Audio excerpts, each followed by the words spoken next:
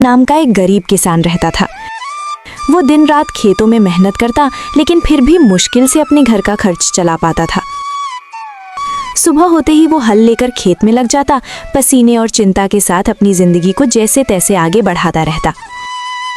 मोहन की पत्नी सरला एक सीधी साधी और समझदार महिला थी, जो हर हाल में घर संभालती थी।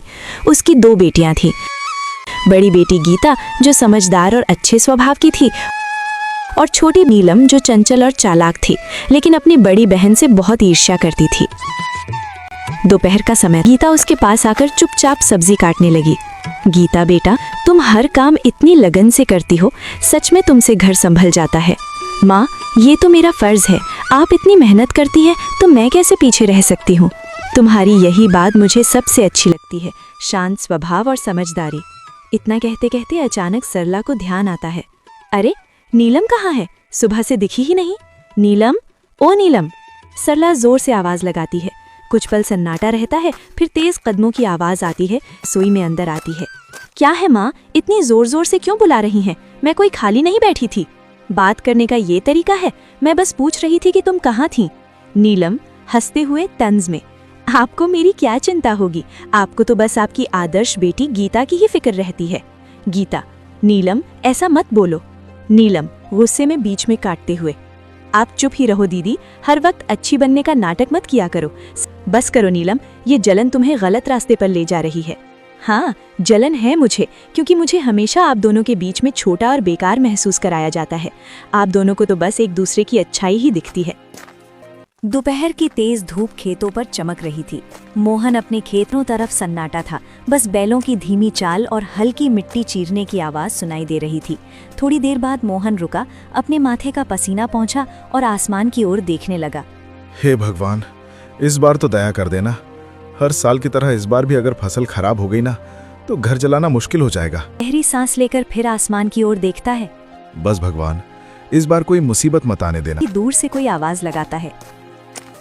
क्या बात है भाई, आज तो बड़े सोच में डूबे हुए लग रहे हो। क्या बताऊं रामलाल, किसान की जिंदगी ही ऐसी है, ज्यादा धूप, कभी अचानक बादल।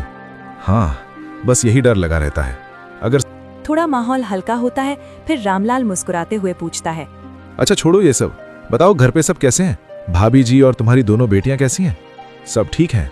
सरला तो हमेशा की तरह घर संभाल रही है, और मेरी बड़ी बेटी गीता, वो तो बहुत समझदार हो गई। अरे वाह, ये तो बहुत अच्छी बात है। आजकल ऐसी लड़कियां कहाँ मिलती हैं।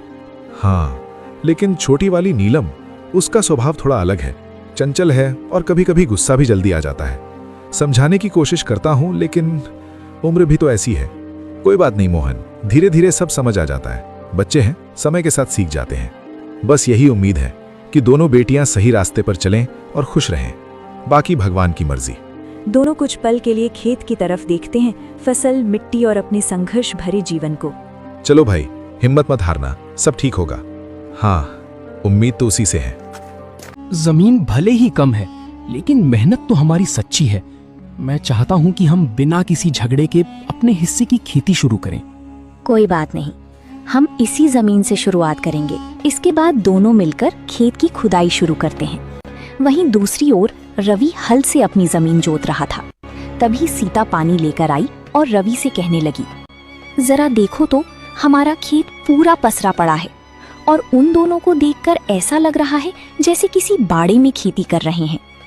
चिंता मत करो, अमन तो बस पढ़ा लिखा किसान है, असली खेती करना उसे आता नहीं। जाते हैं। गीता, आज पूरी जुताई हो गई, कल से बीज डालना शुरू करेंगे। हाँ, हमारा खेत छोटा जरूर है, लेकिन इसमें हमारा पसीना और सच्चाई दोनों बोई जाएगी। दोनों मुस्कुराती हैं, पर आंखों में अब भी थोड़ी चिंता थी। रवि ने तो बिना पंचायत की बात माने ही ज्यादा जमीन पर कब्जा कर लिया। अमन भी जमीन कम होने के बावजूद भी खूब मेहनत कर रहा है। यही तो असली किसान की पहचान है। कुछ हफ्तों बाद दोनों खेतों में फसल उगने लगती है। रवि का खेत फैला हुआ था, लेकिन उसमें जगह जगह सूखापन था। वहीं दूसरी ओर अमन का छोटा सा खेत हरा भरा दिख रहा था। यही होता है सच्ची मेहनत का परिणाम। रवि ने तो काम बैलों से करवाया, लेकिन अमन ने अपने आप खेत की खुदाई की और बीज डाला। रात का समय, हल्की बारिश हो रही थी। अमन और गीता एक दूसरे को देख रहे थे। कभी कभी लगता है कि माँ ने जो किया वो शायद हमारी परीक्षा थी। हाँ, और हम उस परीक्षा में पास होंगे क्योंकि हम सच्चाई के रास्ते पर हैं। सुबह का समय, खेत में हल्की बारिश के बाद की मिट्टी की खुशबू आ रही थी। अमन अपने खेत में खड़ा फसल को निहार रहा। गीता टिफिन लेकर आती है और फसल को लहराता देख खुश होती है। देखिए ना अमन जी, हमारी छोटी सी खेत की फसल कितनी हरी भरी है, लगता है जैसे धरती मुस्कुरा रही हो। गीता, ये सब तुम्हारे भरोसे और हमारी सच्ची मेहनत का फल है। हम कमजोर नहीं हैं, बस शांत हैं। दूसरी ओर रवि का खेत, जहां सूखे और कीड़ों का प्रकोप था। रवि, मुझे लगता है कि हमारी फसल को पानी समय पर नहीं मिला और बीज भी अच्छे नहीं थे, ऊपर से कीट भी लग गया। अब हम क्या करेंगे? वो देखो, अमन की छोटी जमीन में इतनी फसल और हमारे यहाँ सब चौपट। उसी तो बस किस्मत का साथ मिला है, मेहनत करना उसके बस की बात नहीं है। कुछ दिन बाद गांव की मंडी में सभी किसान अपनी फसल बेचने आए थे। अमन अपनी ही फसल लेकर पहुंचता है।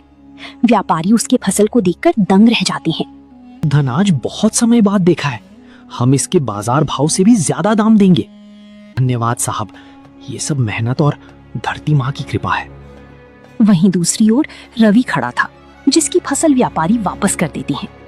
आपके अनाज में नमी और कीट है। हम नहीं ले सकते रवि जी। ठीक है, दाम दे देना, पर मेरा अनाज खरीद लो। माफ कीजिए, हम नहीं ले सकती। आज उसके हाथ कांप रहे थे, चेहरा पीला पड़ चुका था। गीता उनके पास बैठकर उनका सिर दबा रही थी। नहीं, जरा सी थकान है, सीता से कहो तुलसी का काढ़ा बना दे। मैं बना लाती हूँ माँ जी, लेकिन मुझे लगता है अब देरी नहीं करनी चाहिए। तभी अमन कमरे में आता है। मैं भैया को बुलाता हूँ। रवि भी बूढ़ी माँ के पास आ जाता है। क्या हुआ माँ को? रवि जी, अचानक से माँ के हाथ पैर ठंडे हो गए हैं और इन्हें सांस लेने में भी तकलीफ हो रही है। चलो, देर मत करो। दोनों भाई माँ को लेकर अस्पताल पहुंचते हैं। अस्पताल का इमरजेंसी वार्ड। डॉक्टर माँ को स्ट्रेचर पर लेकर अंदर ले जाते हैं। दोनों भाई बाहर बेचैन खड़ी थी। गीता और सीता पास में चुपचाप बैठी थी। आप बहुत देर से लाए हैं। इनकी हालत पहले ही बहुत बिगड़ चुकी थी। इन्हें कार्डियक अटैक हुआ था। क्या मतलब डॉक्टर साहब? हमें खेद है, आपकी माँ अब इस दुनिया में नहीं रही। सन्नाटा छा जाता है। सीता रोने लगती है। गीता की आंखों से भी आंसू बहती हैं, लेकिन वो संयमित रहती है। माँ ऐसे कैसे चली गई? मैं तो उन्हें अपनी बेटे के स्कूल एडमिशन के लिए अपने साथ शहर ले जाने वाला था। माँ को कभी खुद की चिंता ही नहीं थी। वो हमेशा किसी और की चिंता में ही लगी रहती। इसके बाद दोनों भाई और गांव के कुछ बुजुर्ग मिलकर बूढ़ी माँ का अंतिम संस्कार कर देती हैं। शाम को कुएं पर गांव की औरतें आपस में बात कर रही थी। अरे तूने देखा, गीता तो उनके लिए सब कुछ करती थी, फिर किसी से छुपा है? घर पर अमन और गीता आपस में बातें कर रही थी। आखिरी समय तक नहीं छोड़ा। उन्होंने तुम्हारे लिए कभी कुछ अच्छा नहीं कहा, फिर भी तुम माँ को इतना अच्छा समझती हो। मैंने माँ को माँ की तरह चाहा, पर उन्होंने मुझे बेटी की तरह नहीं। फिर भी मैं अपनी इंसानियत नहीं खो सकती थी। 1 महीने बाद आंगन में दोनों भाई बैठकर माँ की जमीन जायदाद के कागज ढूंढ रहे थे। तभी एक पुरानी लोहे की पेटी से माँ की संपत्ति से जुड़े दस्तावेज निकाले गए। गीता और सीता थोड़ी दूरी पर बैठी सुन रही थीं। आपस में बांटना है। हाँ भैया, आधा आधा बेटा है, आगे उसका भविष्य भी देखना है। तो क्या भैया, मैं तुम्हारा छोटा भाई हूँ, मेरा भी परिवार है और मैं भी इस जमीन का बराबर का हिस्सेदार हूँ। सुन, माँ मरने से कुछ दिन पहले मुझसे बोली थी कि अमन की कोई संतान नहीं है, तेरे जिम्मे ही सब कुछ रहेगा, इसीलिए तुझे सिर्फ 20% हिस्सा मिलेगा। भैया, माँ ने मुझसे ऐसा कुछ नहीं कहा और ना ही उन्होंने कुछ लिखकर छोड़ा है। अगर ये बात सच थी तो आपने पहले क्यों नहीं बताया? मामा ने, मुझे तो 80% हिस्सा चाहिए। इतना सुन गीता और अमन अपने कमरे में चली जाते हैं। अब तो आ भी नहीं रही जो सच का फैसला कर सके। माँ के पक्षपात ने भैया को लालची बना दिया। अमन, अब फैसला तुम ही करना होगा। अन्याय सहने वाला भी उतना ही दोषी होता है जितना कि करने वाला। उधर सीता और रवि खुशी से आपस में बातें कर रहे थे। आपने सही किया जो जमीन का 80% अपने पास रखा। यदि हम उन्हें बराबर का हिस्सा देते तो हमें क्या बचता? हाँ, मैं बड़ा हूँ और जमीन का ज्यादा हिस्सा रखने का हक मुझे ही है। सुबह का समय। अमन और गीता अपने 20% हिस्से की छोटी सी जमीन पर खड़े थे। दोनों के हाथों में पीठ की थैली थी। सामने की ओर रवि का बड़ा खेत फैला हुआ था।